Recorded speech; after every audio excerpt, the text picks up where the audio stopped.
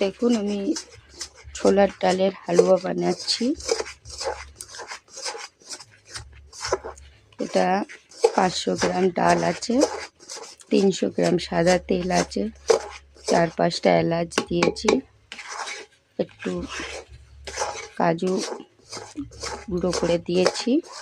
আমি সবটা দেখাচ্ছি না, এটা অনেক নাড়তে হয় তো।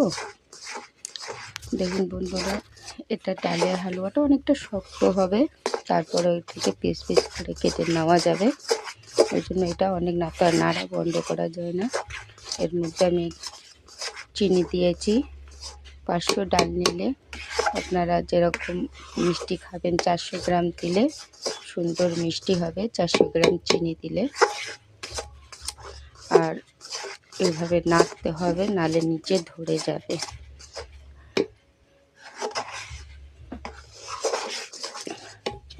আর 10 টাকা দামের এক প্যাকেট গুঁড়া দুধ রেখেছি, সেটাকে আমি এর মধ্যে মিশিয়ে দেব।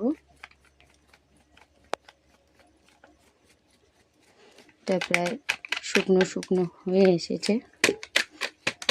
গুঁড়া দুধটা দিলে কি টেস্টটা সুন্দর আসে।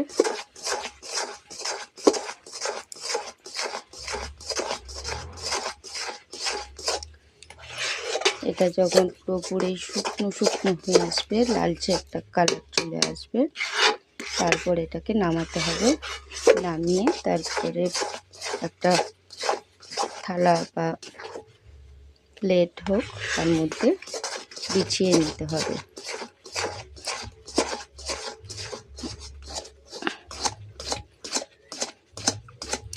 নিয়ে ওটাকে কেটে আপনারা পিস পিস করে কেটে রাখলে খেতে পারবেন। কেটে কেটে